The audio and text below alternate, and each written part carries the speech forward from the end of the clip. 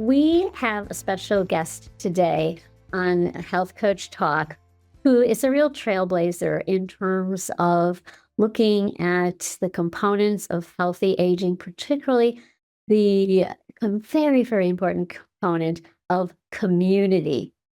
She is an amazing woman who, in her 70s, is starting a doctoral program. It is a pleasure to talk with her because she is a walking, living, breathing example of the fact that you can never be too old. So I know you're going to enjoy this conversation. Let me tell you a little bit about Sally Duplantier. She is a gerontologist and public health educator. She's dedicated to making healthy aging accessible to all. She founded Zing in 2019 to help older adults live their best lives longer, and was recently named by MSN as one of the top 10 inspiring women to watch in 2025 for changing the way we think about aging. Sally hosts Wellness Wednesdays, a free webinar series on healthy aging that has reached thousands in more than 50 countries. She also partners with nonprofits like Open Source Wellness to bring behavioral health coaching and new possibilities for vitality, connection, and empowerment to people in underserved communities. So without further ado, my conversation with Sally Duplantier. Welcome, Sally. I am so delighted to be here, Sandra. Thank you. Well, you talk about yourself as a gerontologist. So for people who are listening who might not know exactly what that is and what you do, can you describe that and what led you to become a gerontologist?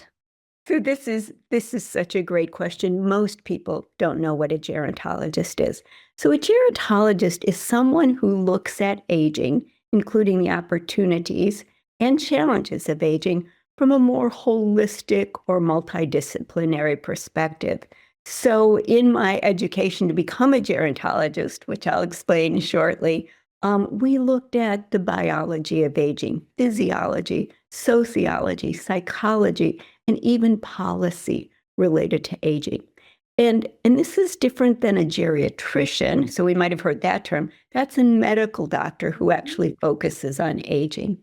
But I will tell you, it's not like when I was a little kid, I grew up wanting to be a gerontologist. Sandra, I kind of wanted to be a rock cat, but I couldn't sing, I couldn't dance, and I'm only 5 feet tall, so I had to find something else. However, it was quite a journey to get to be a gerontologist. So when you say gerontologist, what age range are we speaking of? Because years ago, old age was happening. I look at pictures of my grandmothers, and they were aging in a different way or felt older. But what would you say is the age range where gerontologists? What are we looking at here? Yeah, so I think this is an interesting question. So, we've gotten away from the term calling things old age because nobody wants to be old. So we will tend to refer to people as older adults. I would consider myself an older adult in my 70s. But one of the things that I look at as a gerontologist is I look at healthy aging across the lifespan. So even though the people who I provide education to may be more 60s and above, healthy aging, which has really been impetus of my work, it starts so much earlier. I mean, you could say 20s to 30s, but I think a lot about people in their 40s to 90s or above. And, it's never too late to improve the way you age, but it's a little like a 401k plan. Like the earlier you start, the better. So think of healthy aging more as a continuum. Absolutely. And of course, we talk about a health span now as opposed to a lifespan. So we all want to have a longer health span, and where we are free from chronic illnesses, we have energy, we're able to do the kinds of things that give us joy, meaning and purpose in our lives. Yeah, that's it. I mean, and that is exactly the focus of my work. So I'll tell you how I became a gerontologist. So the rocket thing didn't work out, right? So then I started my first company when I was 28, technology training and business process change. And then I retired, sold that, never been to work again. Then I did like 10 more years of work in leadership development. And then, Sandra, I really retired for the last time. Except 16 months later, I started my current company, Zing.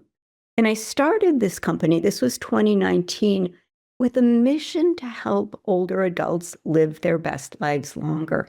So it's really what you're talking about. It's this idea of health span. And I just noticed how differently I was aging compared to people around me, how different we all were in terms of what we could do and what we could enjoy. The funny thing, though, Sandra, is I had no educational background in this newfound company that I launched. So I had to go back to school, and I got a master's of science in gerontology from the University of Southern California. And I had the distinction of being the only kid in my graduating class who was also on Medicare. I love that. But that's what launched this interest. And then I went on and I got a graduate certificate in qualitative research. And as you and I were talking before the show, I am now a doctoral student getting a DRPH, a doctorate of public health from Indiana University. I love that. And I started FMCA when I was 65, and everyone around me was retiring. I had been a psychologist for many, many years, and most people said, well, what do you need that for? At your age, you could travel, you could just retire, maybe see a few clients. But I had a bigger mission and purpose. And as I was telling you before we started the talk today, that we've had students come to FMCA, a couple in their 80s. They were retired school teachers, and they chose to come out of retirement to be health coaches. We've had a gentleman who is 90. We had a woman who is in a retirement community. And she did the course while she was living there. And her mission was to help people in that community, particularly with cognitive decline. So we are finding people who are wanting to learn, they want meaning and purpose in their lives. And so I'm curious about Zing. Can you describe what you do at Zing, and also Wellness Wednesdays that you have started, and Yes. what does that look like? Yes. So as I mentioned, I started Zing in 2019. So the timing is important, right before a global pandemic, with this mission to help older adults live their best lives longer. And my focus as a gerontologist, people can do many, many different things, but I am mostly a health educator. And I have gone the route of educating people on the role that lifestyle choices, such as nutrition, movement, sleep, stress, social engagement, and avoiding risky substances like alcohol and drugs, the role that those lifestyle choices play in healthy aging. Because as you know from the research, those lifestyle choices account for 80% of chronic disease and 90% of healthcare costs here in the US. So, to deliver on my mission, it's mostly this education. The challenge was we had a global pandemic right after I started. I was signed up to do a number of in-person presentations at senior living facilities in early 2020. And of course, that went away. And then you're thinking, well, now what am I going to do? Mm-hmm. So I started Wellness Wednesdays with the idea of keeping older adults healthy and connected. I knew how to use Zoom from my professional background. Funny thing was nobody else knew how to use it. So when I launched it, my first program, had 6 people. And then I had 9 people. And then I had a few more. And since I started Wellness Wednesday in 2019, the programs are still going. They're monthly programs delivered by experts on topics related to healthy aging. We've had more than 15,000 registered participants from 57 countries. Wow. And I would hope that anyone listening who is a health coach and concerned about how do I get clients? Well, or it's never going to happen, or I only have a few. How can it take off? This is a perfect example of having something that is addressing what people need, Yeah. and they will come. And Yeah. word of mouth, and how did it It's been grow? word of mouth. It's been Yeah. promoting partners. I share that. We have amazing promoting partners through YMCAs and JCCs and just different community centers, senior living facilities who get the word out. And, I feel like so the other thing about Wellness Wednesdays is they're free and they're recorded. So again, delivering on my mission, I care that people have the information they need to make better choices. But not everybody, can afford $10 or $20 or $30 for a webinar. I mean, so I'm really doing this as a public service. And, in addition to topics like, nutrition or movement or how to deal with stress, we have some serious talks. We've talked about living with loss, living with grief. How do you deal with depression? How do you help a friend who has depression? And yesterday, oh my gosh, we had such a good program. We had a guest who was an occupational therapist, and she's talking about home design so that we can age in place. So it's really evidence-based, but it's also practical. I love it. You can tell I love Wellness Wednesdays. Oh, that's fantastic. And first of all, I just wanted to backtrack that anyone who might not know, JCC means Jewish Community Center. Oh, yes. Thank you. And also to highlight that those lifestyle factors that you enumerated, that is so critical. And those are the basic components of functional medicine, which is looking at and identifying root causes, developing a personalized approach, and based on evidence, based on research, looking at the impact of making diet and lifestyle changes, which are the ones that you just Very aligned. described. Absolutely. So tell me about open source wellness. You have partnered with them to bring what's called behavioral health coaching. Of course, our mission is training health coaches. So talk about this model and how it serves underserved communities. Yeah, because it's so I love this question. Open Source Wellness is a nonprofit that's near and dear to my heart. I work with them as a gerontology and research advisor. So let me tell you a little bit about what they do, and then I can tell you about my work with them. So Open Source Wellness serves underserved adults who are adversely affected by social determinants of health. These are people with low income, lack of access to adequate health care, mental and physical health care. They live in places like food deserts or food swamps. They don't have access to the healthy foods, safe places to exercise. They may have grown up in a trauma-filled environment. And here's the challenge. So now we have a population, I'm going to call them a vulnerable population, because they are living with multiple chronic diseases. And now they go to their doctor, and the doctor says, hey, you need to eat better. You need to reduce your stress. You need to exercise more. And it's kind of like this prescription to nowhere.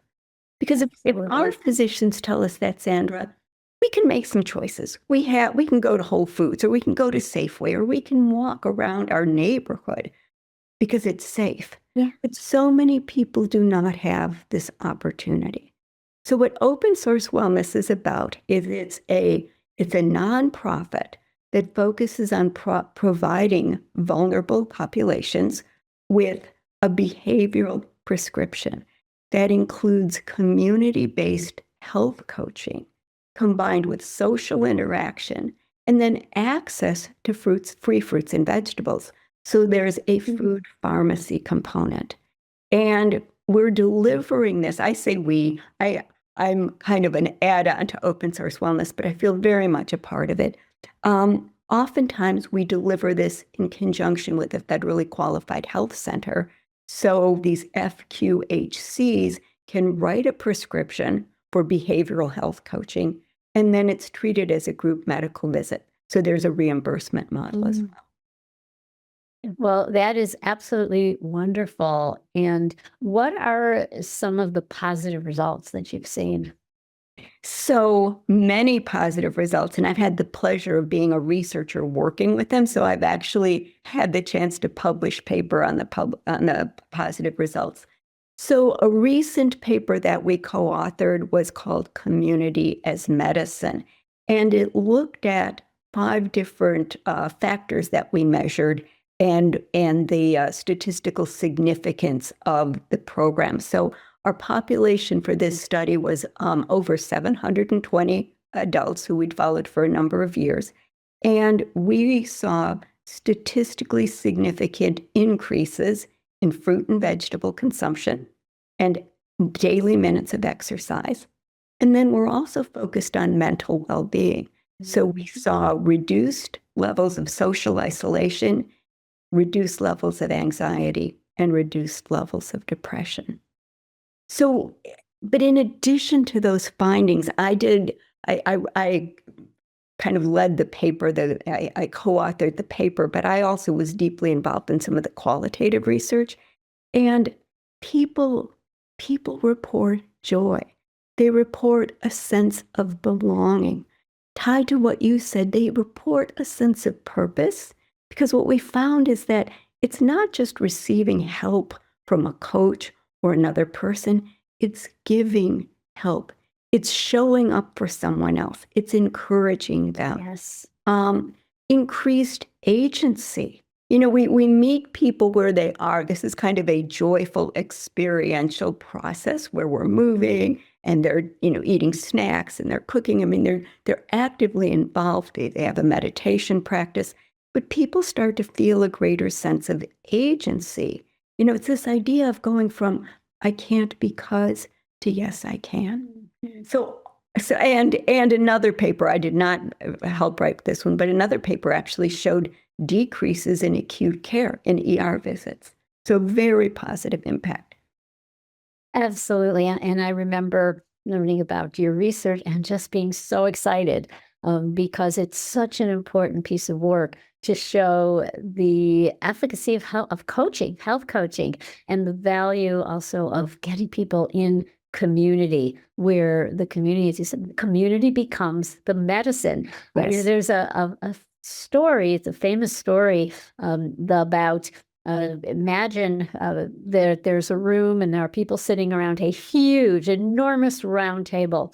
And at the center of the table, there's a kettle of soup. And each person has a ladle and they're trying to get it into the soup to feed themselves. But of course they can't because it's too far away and this so long. So they cannot get, they're starving. They can't get any. And then they go to and look at another scene, another room where everybody is happy, well-fed. And what's the difference? Because they have figured out that I have a long spoon and I can go across to somebody across from me, feed them, and now I'm being fed by someone else. So it is being fed by others. And that I always see as a perfect example of the value of being in a group. The first example is trying to do everything one-on-one with a therapist or provider, or whoever that might be, and the other is a group model. Because many people think that group model is inferior, that they want to see the doctor, they want to see the by themselves one-on-one, but it's really the opposite. So I love the emphasis on community. And it's really, we believe it's really scalable. So, we look at that as, how can we partner with healthcare providers, but how can we extend their reach? Because when we're talking about helping people adopt healthy behaviors, especially people who are underserved, these vulnerable populations, the healthcare system isn't designed for that, and it really can't do it all. And one of the things that we're working on at Open Source Wellness, I'm so proud of, is the Learning Collaborative, where we are taking the knowledge that our coaches are nationally certified. And so there's a process of certifying people to do this work, but then taking it to YMCAs and other community organizations to help them expand their ability to coach and provide this kind of behavioral health coaching within the context of community. Absolutely. And that is as we train more and more people to become health coaches, connecting with organizations like yours, to do such important work. So can you describe a little bit about the coaches who Yes. are doing the Yes. work? Yes, and I've gotten to know them a little bit. Yeah. So first of all, Sandy, I will tell you that they come from all walks of lives in life. In fact, some of our health coaches are people who were prior participants. So think about that as a model.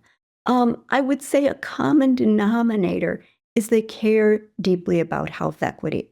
So they care about health coaching, but more importantly, they care about making a difference in the lives of others.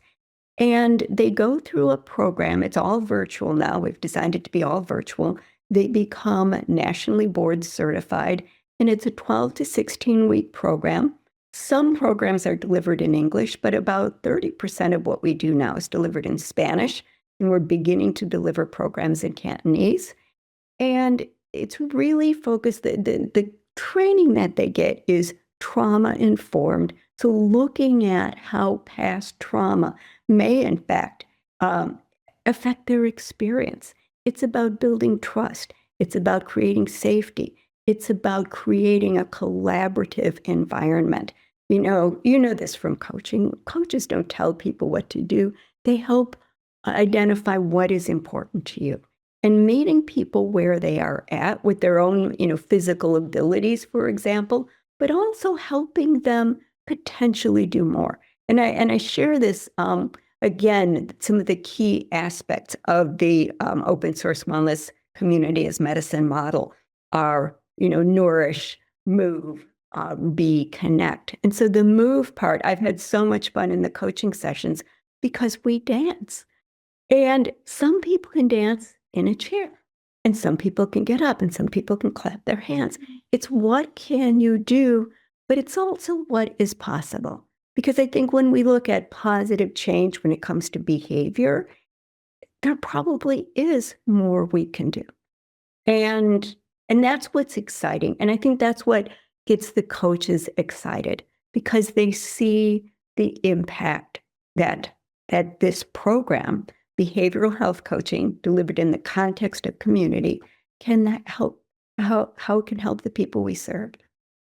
Well, absolutely. Well, we have a slew of people who have graduated FMCA and would really jump at the chance to be of service and partner with you and help in this way, because again, it is mission driven. And I wanted to go back to just, I love when you talk about dance, because I've always taken ballet, never any good. I still can't do a pirouette after 60 years, but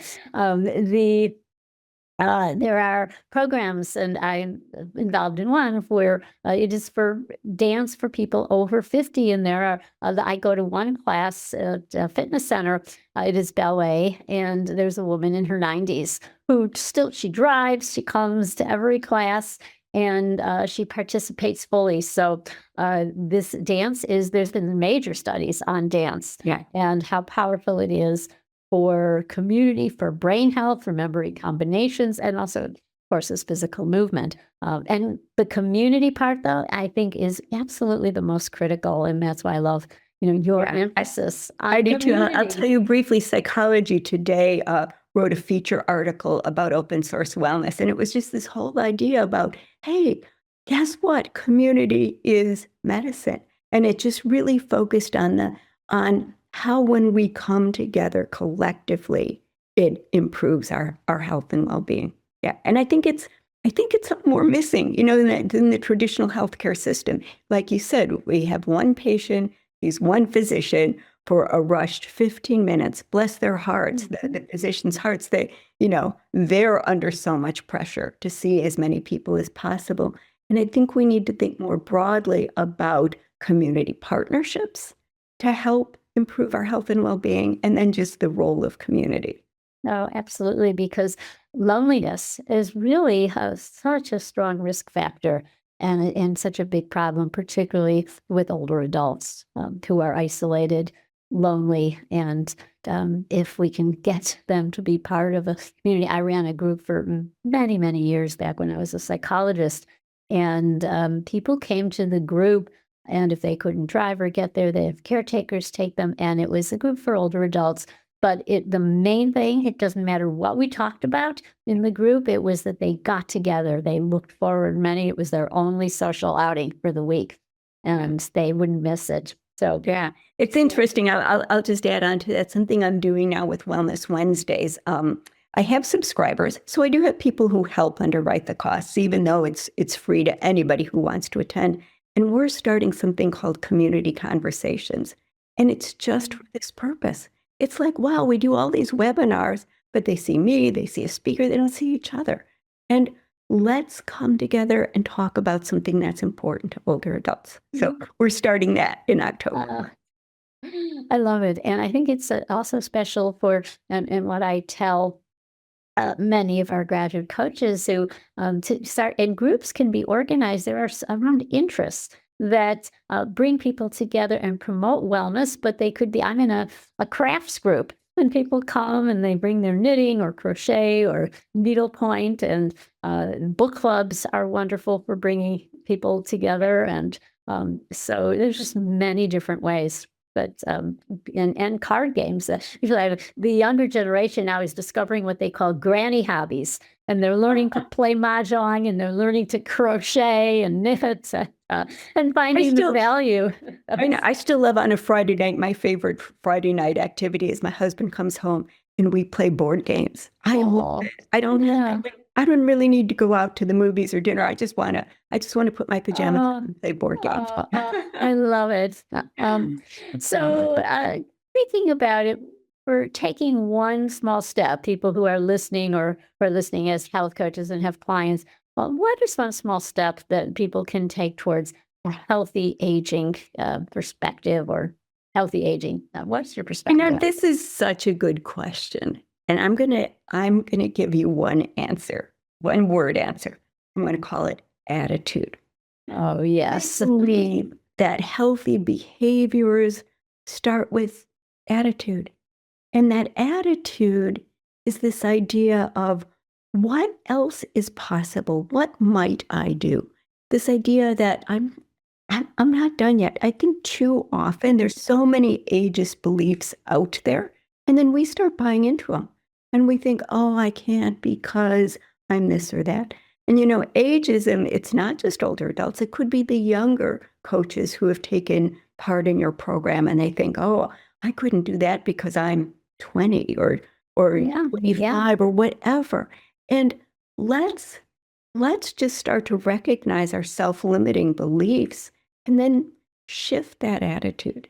We were talking about this idea of never too old.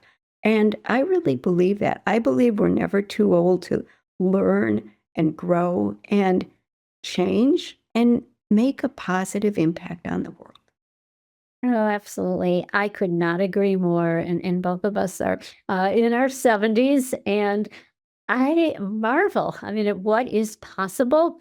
And when I hear my contemporaries talk about, well, this is just aging, and nothing, this is all downhill from here, and it sucks to get old, and talking about an ache and pain, a condition they may have, and well, that's just aging, and they are not curious about meeting new people often. They are stuck in their same routines, and just have a dismal view. Somebody said the other day to me, she said, she's entering her 80s, and she said, well, what I've heard is that you enter your 80s good, but most people don't leave their 80s.